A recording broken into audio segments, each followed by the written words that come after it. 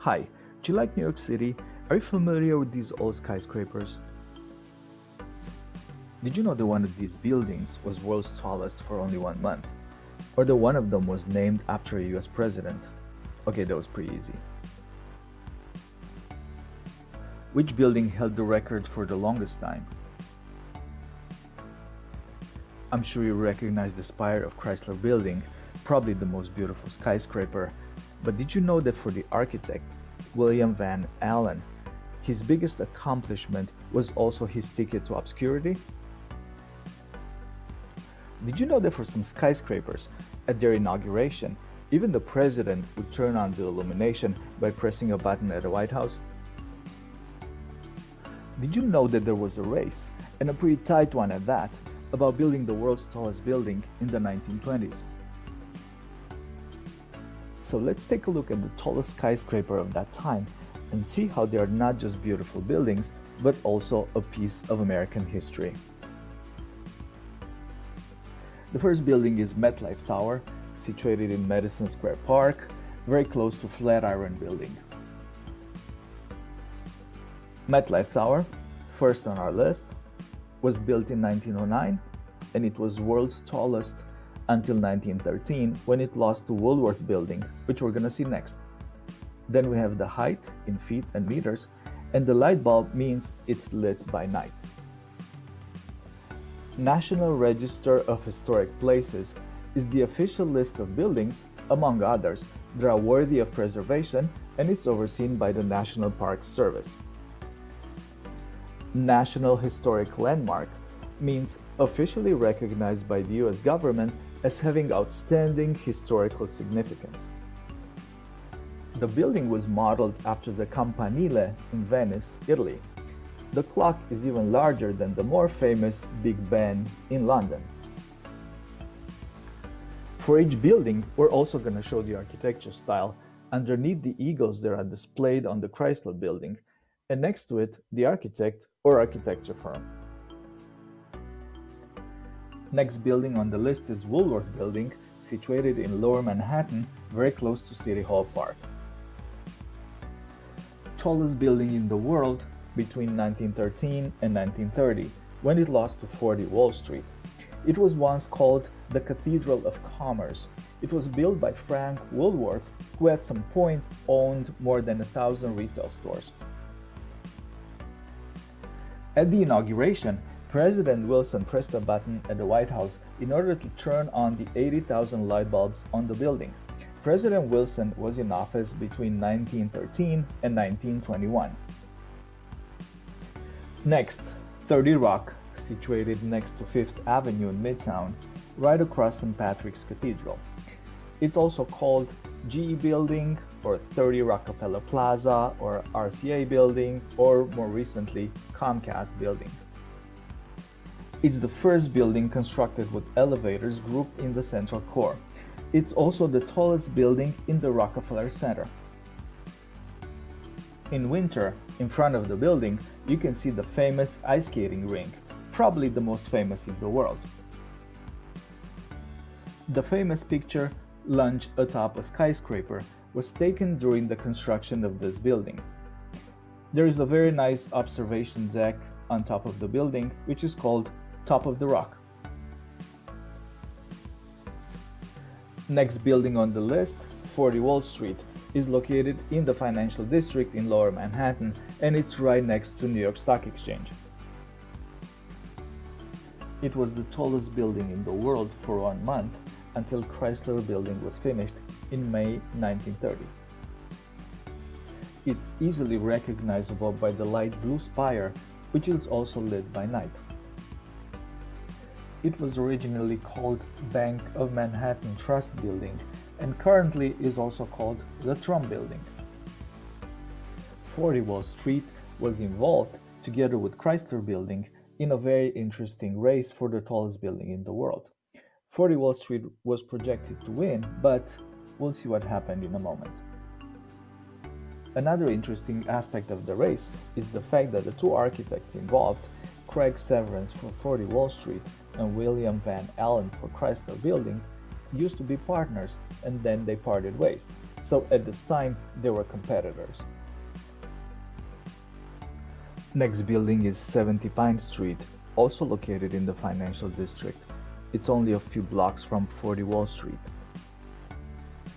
It's not on either National Register of Historic Places or National Historical Landmark list, but it's a very beautiful skyscraper nevertheless. It was the last skyscraper to be built in Lower Manhattan prior to World War II. It became the tallest building in Lower Manhattan twice, once upon completion and the second time in 2001 when the Twin Towers were destroyed in the terrorist attack. This lasted until 2013 when they built Ford World Trade Center. The third sketch is One World Trade Center or Freedom Tower, rebuilt in 2014, which is 1776 feet tall, the year of the Declaration of Independence.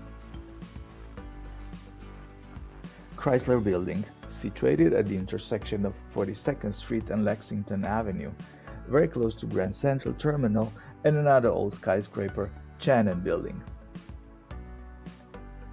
It's considered by many to be the most beautiful old skyscraper in New York City, tallest building in the world until Empire State was built 11 months later.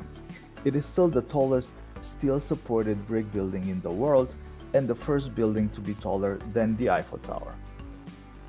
There were no casualties recorded during the construction, which was unusual for that time. It's interesting to note that even today, skyscrapers cannot be built faster than 90 years ago, and one of the reasons is building and safety regulations, which are a lot stricter today than in the 1920s. Commissioned by Walter Chrysler in order to be the headquarters of Chrysler, it was nevertheless paid for with his own money so that his children could inherit it. Now, let's get to the interesting race for the tallest building. It's between Chrysler Building and Bank of Manhattan, as 40 Wall Street was called back then. The two teams were watching each other very closely. If one team added more floors, the other would follow suit. By the time it topped out, the Bank of Manhattan building was taller than Chrysler Building, which was almost complete, and they didn't expect Chrysler Building to be able to gain any additional height. But Van Allen, the architect of Chrysler Building, had a 185-foot spire built secretly inside the building. This secured Chrysler's first place, as it was too late for Bank of Manhattan to do anything about it. A victory that turned out to be, as we said, also short-lived, until Empire State was built 11 months later. The spire goes on top of the building on October 23, 1929, but America doesn't have time to celebrate.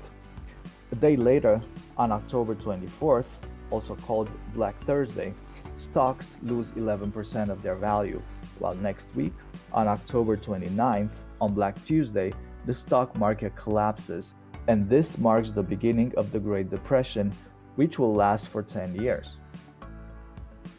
As for the architect, Van Allen, Chrysler Building, his greatest accomplishment, also guaranteed his obscurity.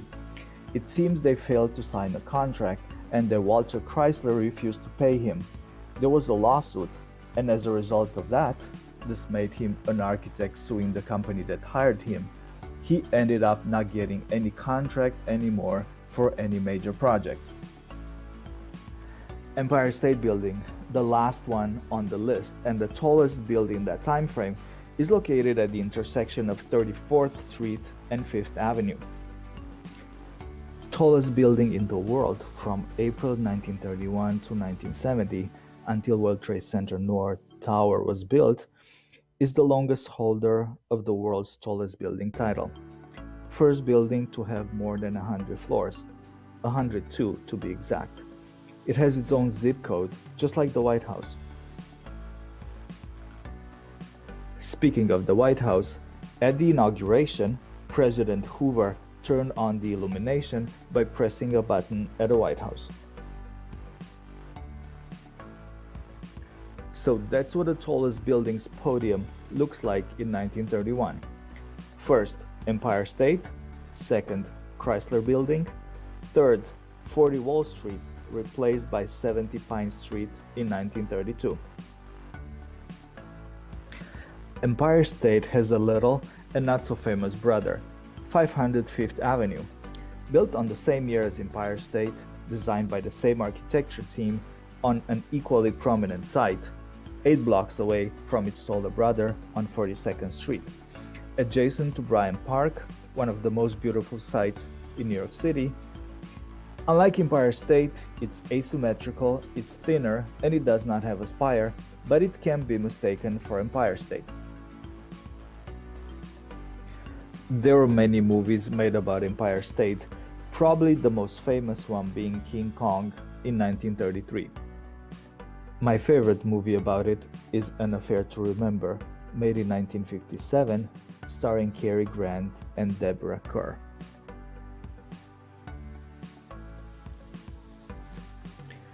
And if you're asking my kids, they really loved Elf. They even call Empire State the Elf Building.